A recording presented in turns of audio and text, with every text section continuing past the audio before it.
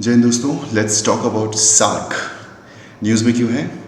तो 6 साल के गैप के बाद, ऑलमोस्ट 6 years के गैप के बाद, leaders of SAARC nation met to deal with the कोविड-19 पैंडेमिक। सो कोविड-19 पैंडेमिक के रिगार्डिंग डिस्कशन करने के लिए जो आपके सार्क मेंबर्स हैं दे मेट टुगेदर, और ये जो मीटिंग है ये 6 साल के बाद हुई है और इसी वजह से सार्क दोबारा न्यूज़ में है। और चर्चा का जो विषय है that is the relevance of SAARC, कि सार्क आज भी कितना तार्किक है, कितना रेलिवेंट है, इसके बारे में बात हो रही है। SAARC has been mainly dysfunctional because of India's position on cross border terrorism from Pakistan. So अगर हम सार्क कंट्रीज़ की बात करें तो सबसे बड़ा जो देश है, सबसे इम्पॉर्टेंट जो देश है दैट इज़ इंडिया। और इंडिया और पाकिस्तान के बीच में जो एक राइवलरी चल रही है और इंडिया का जो एक स्टांस है कि जब तक क्रॉस बॉर्डर टेररिज्म सॉल्व नहीं किया जाएगा पाकिस्तान के द्वारा, तब तक we will not attend the meeting of SAARC, या तब तक हम पाकिस्तान से बात नहीं करेंगे, राइट। और क्योंकि हम पाकिस्तान को आइसोलेट करना चाह रहे हैं, क्योंकि हम पाकिस्तान को अवॉइड करना चाह रहे हैं, and that was the reason कि 2016 में जो सार्क की मीटिंग हुई थी पाकिस्तान में, उसको हमने अटेंड करने से मना कर दिया था। और तब से लेकर अब तक सार्क की जो रेलिवेंस है उसके ऊपर काफ़ी बड़ा सवाल जो है वो खड़ा किया गया है। तो जानते हैं कुछ बातें सार्क के बारे में। SAARC, South Asian association of regional cooperation, right. तो SAARC stands for South Asian association of regional cooperation, और ये गठित हुआ था 8th December 1985. It was established on 8th December 1985. This is important for your BCS का exam, this is important for your one day exam. UPSC में as such year आपसे नहीं पूछेगा, but still for your general knowledge you should remember the date, right? So अगर हम SAARC के charter की बात करें, so it starts from promoting peace, stability, amity and progress in the region. So what is the objective of SARC? SARC का objective है कि वो पीस को प्रमोट करे रीजन में, स्टेबिलिटी को प्रमोट करे, एमिटी को प्रमोट करे, प्रोग्रेस को प्रमोट करे। कहाँ पर? जो साउथ एशियन रीजन है वहाँ पर, right. So this was the first line of the SAARC charter. और पिछले 32 सालों में अगर हम देखें तो बहुत ज़्यादा कुछ यहाँ पर होता हुआ आपको नहीं दिखाई देता है। प्री के लिए इंपॉर्टेंट है कौन कौन से देश हैं जो कि मेंबर हैं सार्क के। तो पहला है इंडिया, सबसे important. Then you have Maldives, this is very important, ये आपको याद रखना है। कई लोग कंफ्यूज हो जाते हैं म्यांमार में, और लोगों को लगता है कि म्यांमार भी इसका मेंबर है, बट म्यांमार इसका मेंबर नहीं है। मेंबर है इसका मालदीव्स। तो सार्क नेशंस के जो मेंबर हैं that R India, Maldives, Pakistan, Sri Lanka, Bhutan, Nepal, Bangladesh and Afghanistan, right. तो यहीं पे जो है थोड़ा सा जो है स्टेटमेंट में वो चेंज कर देते हैं, मालदीव्स की जगह वो म्यांमार डाल देंगे, राइट। तो आपको मेंबर स्टेट के नाम भी याद रखने हैं। इनका परमानेंट जो सेक्रेटरिएट है that lies in Kathmandu, that is in Nepal. तो इनका सेक्रेटरिएट कहाँ पर है? Permanent secretariat it is in Kathmandu, Nepal. ठीक, आगे बढ़ते हैं। सो अगर हम बात करें सरफेस एरिया की तो केवल 2.5%, यानी अगर हम इन सारी कंट्रीज़ को मिला लेते हैं, सार्क कंट्रीज़ को मिला लेते हैं, तो पूरा जो वर्ल्ड का जो लैंड सरफेस एरिया है उसका केवल 2.5% आपको यहाँ पे देखने को मिलता है, राइट। और अगर हम बात करें पॉपुलेशन की, तो पॉपुलेशन यानी इतने एरिया में आपकी पॉपुलेशन जो है ऑलमोस्ट 17% है, यानी दुनिया के 2.5% क्षेत्र में, दुनिया के 2.5% लैंड सरफेस एरिया में 17% पॉपुलेशन रहती है। इसका मतलब यहाँ पर पॉपुलेशन डेंसिटी बहुत ज़्यादा हाई है, इसका मतलब यहाँ पर पॉपुलेशन बहुत ज़्यादा हाई है। तो आपको ये इंटरप्रिटेशन यहाँ से करना है। दुनिया के 2.5% क्षेत्र में, लैंड सरफेस एरिया में 17% पॉपुलेशन रहती है, और ये दुनिया के सबसे गरीब देशों में से एक, या सबसे गरीब जो रीजन्स हैं वहाँ इसको काउंट किया जाता है, राइट। नंबर 1 पे कौन है? नंबर 1 पे है सब सहारन रीजन। दुनिया के सबसे गरीब जो रीजन है, सबसे गरीब जो क्षेत्र हैं वो है नंबर 1 पे सब सहारन, और नंबर 2 पे आता है आपका साउथ एशिया। दुनिया के सबसे ज़्यादा गरीब आपको इन क्षेत्रों में देखने को मिलते हैं। It constitute about 4.21% of the global economy as of 2019, जो कि अब जाहिर सी बात है और ज़्यादा डाउन हो जाएगा। तो ये नंबर्स, ये फिगर्स आपको याद रखने हैं कि सार्क का जो लैंड एरिया है, राइट, दुनिया का जो टोटल लैंड सरफेस एरिया है उसका केवल 2.5% एरिया कवर करता है south Asia. If you talk about population, तो the 17% population, global population resides in this 2.5% area। and अगर आप बात करो जीडीपी की, अगर आप बात करो तो ये होता है आपका 4.21%। ठीक है, ग्लोबल इकोनॉमी का केवल और केवल 4.21% आता है। तो आप यहाँ से इंटरप्रेट कर सकते हो कि दुनिया के 17% लोग काम कर रहे हैं और केवल 4.21% ग्लोबल इकोनॉमी में इनका कंट्रीब्यूशन है। इसका मतलब गरीबी बहुत ज़्यादा आपको यहाँ पे देखने को मिलती है। और it is the least urbanised region in the world, very very very important. दुनिया में सबसे कम शहरीकरण आपको देखने को मिलता है, अर्बनाइजेशन देखने को मिलता है। If you talk about the urban population in percentage, तो only 27% of the total population is urbanized in this region। तो एक आपको एक पिक्चर मिल चुका है। अगर हम सार्क की जब हम बात कर रहे हैं तो now you can imagine and now you can think about SAARC कि बेसिकली सार्क के साथ प्रॉब्लम क्या है, राइट, और सार्क इतना इंपॉर्टेंट हो क्यों जाता है।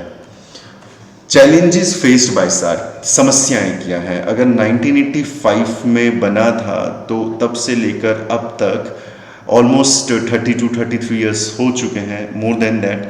सो अभी तक ये सक्सेसफुल क्यों नहीं हुआ है, किस किस तरह के चैलेंजेस सार्क के सामने आ रहे हैं, राइट। सो पहला जो सबसे बड़ा चैलेंज है दैट इज बड़े भाई का झगड़ा, बड़े भाई और छोटे भाई का झगड़ा, and that is India Pakistan issue, right. और सार्क की जो मीटिंग्स हैं वो काफ़ी ज़्यादा जो है इम्पैक्ट पड़ा है उनके ऊपर, इंडिया और पाकिस्तान के इश्यूज़ को लेकर।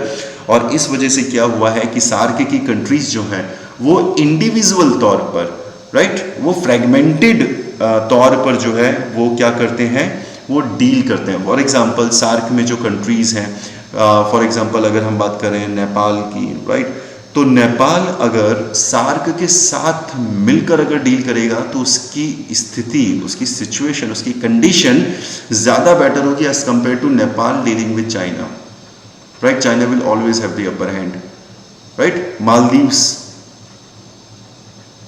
dealing with America, right, America will always have the upper hand। but if you talk about SAARC, अगर SAARC as a whole deal करे, यार यूरोपियन यूनियन से डील करे, अमेरिका के साथ डील करे, चाइना के साथ डील करे, then we can sit on equal table, तब हम बराबरी की मेज पर बैठ के बात कर सकते हैं, राइट। बट ये हो नहीं सकता, क्यों नहीं हो सकता, क्योंकि सार्क जो है, जो ऑब्जेक्टिव था सार्क का, यूनिफाइड हम एक ब्लॉक बनाना चाह रहे थे, वो उसे बनाने में हम फेल हुए हैं। और उसका बड़ा रीज़न है इंडिया और पाकिस्तान के बीच में जो मतभेद चल रहे हैं।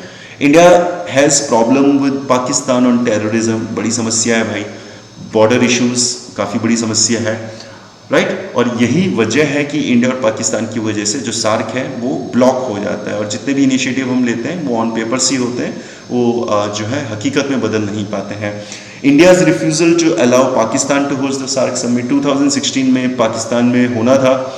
इंडिया ने काफ़ी ज़्यादा इसको जो है बॉयकॉट किया, बट ये बॉयकॉट करने के बावजूद ये हुआ वहाँ पर, और इंडिया ने मना कर दिया। India's refusal to participate in SAARC इस पर्टिकुलर, ठीक, स्पेशली इन पाकिस्तान में जो इस्लामाबाद में जो सार्क समिट हुआ था, इंडिया ने उसको अटेंड करने से मना कर दिया, और उसके बाद से सार्क जो है काफ़ी ज़्यादा इररेलेवेंट सा दिखाई देने लगा। लेकिन अगर आप देखो तो ये जो स्ट्रैटेजी है कहीं ना कहीं ये आपके लिए काफ़ी ज़्यादा खतरनाक हो सकती है, काफ़ी ज़्यादा कंफ्यूजिंग स्ट्रैटेजी है।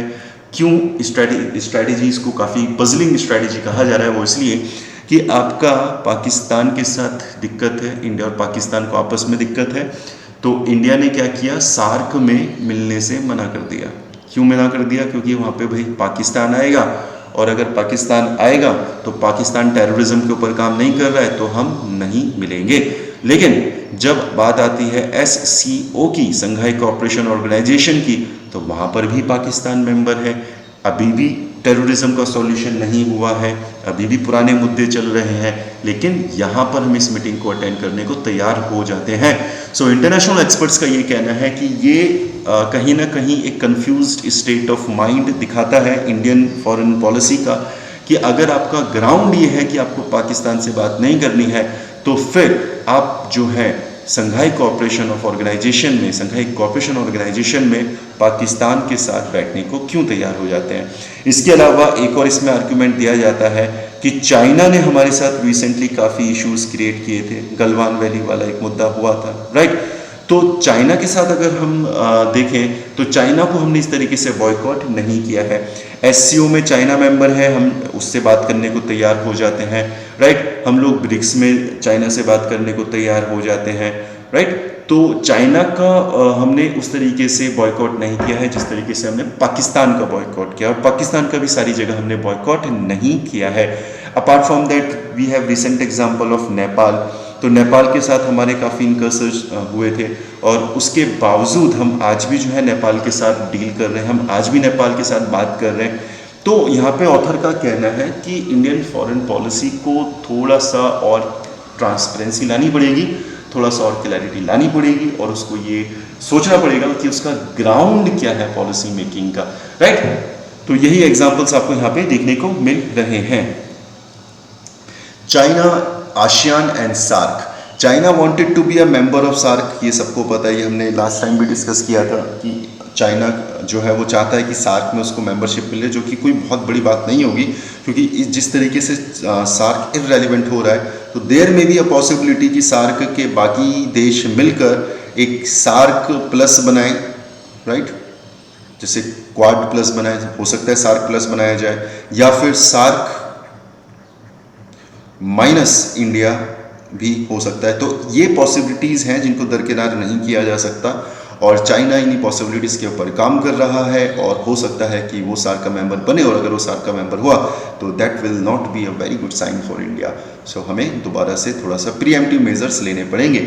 China is trying to establish relation with the member states of SAARC excluding India. India को छोड़कर बाकी जितने भी देश हैं सार्क के, उनके साथ ये रिलेशनशिप इस्टेब्लिश कर रहा है। फॉर एग्जाम्पल पाकिस्तान के साथ सीपैक इन्होंने साइन किया है, श्रीलंका के साथ हम्बन टोटा जो है वो इन्होंने साइन किया है, ये एक बेसिकली आपका सी पोर्ट है, राइट। फ्री ट्रेड एग्रीमेंट हुआ है मालदीव्स के साथ, रेल रोड नेटवर्क बना है नेपाल के साथ, तो सारे देशों के साथ इंगेज हो रहा है।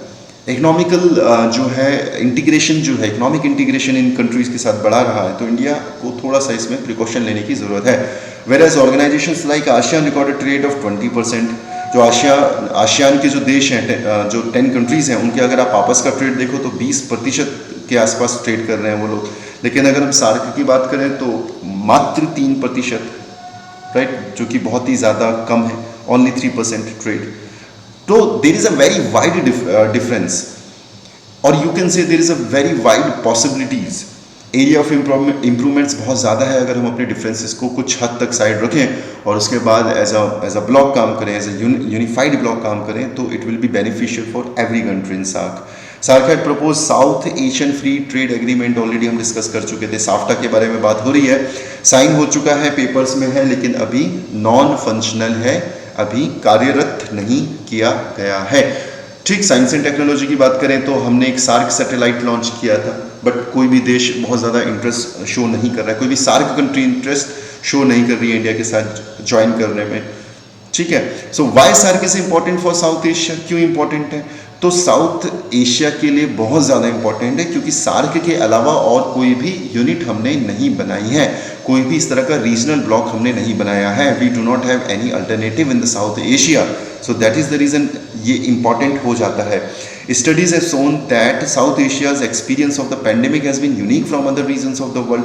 हमने देखा हमारी पॉपुलेशन डेंसिटी बहुत डिफरेंट है, राइट, हमारे यहाँ पे भुखमरी ज़्यादा है, हमारे यहाँ पे नेचर ऑफ पॉपुलेशन डिफरेंट है, डेमोग्राफी डिफरेंट है, तो हमारे यहाँ पर जो पेंडेमिक था उसका नेचर, उसका इम्पैक्ट बहुत ज़्यादा डिफरेंट था, and this needs to be studied further in a comprehensive manner in order to counter future pandemics. हम अमेरिका के साथ अपने पेंडेमिक को कंपेयर नहीं कर सकते, हम चाइना के साथ नहीं कर सकते, हम रशिया के साथ नहीं कर सकते, टोटली डिफरेंट, राइट, बट हम बांग्लादेश के साथ कर सकते हैं, हम नेपाल के साथ कर सकते हैं, हम पाकिस्तान के साथ कर सकते हैं, लेकिन हम ये तभी कर पाएंगे जब हम सार्क एज ए ग्रुप काम करेंगे। इंडिविजुअल कंट्री की तरह काम करेंगे तो नहीं हो पाएगा इस तरह के पेंडेमिक को एनालाइज करना। दूसरा, इम्पैक्ट ऑन इकोनॉमी। मैंने अभी आपको ऑलरेडी बताया कि केवल 3% जो है सार्क के जो कंट्रीज हैं आपस में ट्रेड कर रहे हैं, तो काफ़ी बड़ा आपके पास एक अपॉर्चुनिटी है। The pandemics impact on south Asian economies another area that calls for coordination. जो पोस्ट पैंडेमिक एरा जो होगा, पोस्ट पैंडेमिक जो या पोस्ट कोरोना जो एरा होगा, वहाँ पर इन सारे देशों को एक दूसरे के साथ मिलकर काम करना होगा। आप आइसोलेशन में काम नहीं कर सकते, राइट। सो साउथ एशियन इकनॉमी जो है वो एक एरिया ऑफ कंसर्न है और आगे भी रहेगा, और उसके लिए सार्क को दोबारा से रीजनरेट करने की ज़रूरत पड़ेगी। Apart from the overall GDP slow down, global job cuts which will lead to estimated 22% fall in revenue. अभी आप देखेंगे जीडीपी स्लो डाउन होगा, ग्लोबल जॉब कट्स होंगे, और इससे लगभग 22% का आपको रेवेन्यू में डाउनफॉल देखने को मिलेगा, राइट। माइग्रेंट लेबर के लिए काफ़ी प्रॉब्लम रहने वाली है, एक्सपर्टाइज के लिए काफ़ी ज़्यादा प्रॉब्लम रहने वाली है। There is an expected loss of 10.77 million jobs. तो इकोनॉमिक क्राइसिस अभी आने वाला है, और उस इकोनॉमिक क्राइसिस को अगर हमें हैंडल करना है, उसे फेस करना है, तो हमें उसको एक साथ मिलकर फेस करना होगा, राइट।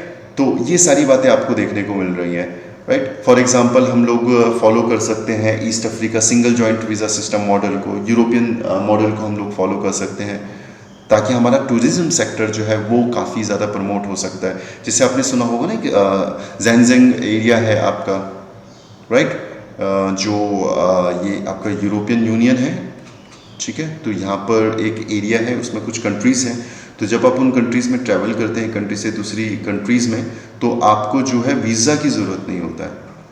तो हालांकि सार्क कंट्रीज़ में ये करना मुश्किल है, बट एक पॉसिबिलिटी, एक डिस्टेंट पॉसिबिलिटी है। May be after 20 years, may be after 25 years, may be after 50 years, there is a possibility.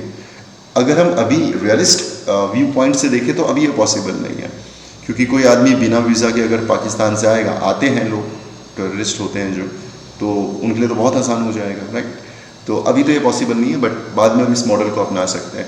Regional initiatives are the need of the hour. There will be a shift in priorities to health में हमें काम करना है, right. Food security में काम करना पड़ेगा, job security में काम करना पड़ेगा, क्योंकि real crisis yet to come. ये जो है ये एक हेल्थ क्राइसिस है, लेकिन जो एक फूड सिक्योरिटी का एक क्राइसिस रहने वाला है, इकोनॉमी क्राइसिस रहने वाला है, जॉब का जो क्राइसिस रहने वाला है, it is bound to come. ये आने वाला है, और उसको फेस अगर हमें करना है तो हमें एक साथ ही करना पड़ेगा। The impact of COVID-19 is likely to make countries skeptical about globalization of trade, travel and migration, which was seen as being responsible for the spread of pandemic from China. तो ग्लोबलाइजेशन को लेके काफ़ी ज़्यादा लोग जो है आशंकित हैं, डाउटफुल हैं, क्योंकि it is because of the globalisation जो पैंडेमिक है वो ईजीली स्प्रेड हो पाया है, ठीक है। टूरिज्म की वजह से एक देश से दूसरे देश में जो है पैंडेमिक जा पाया है। तो the experts are not sure कि क्या फ्यूचर रहने वाला है ग्लोबलाइजेशन का, ठीक है।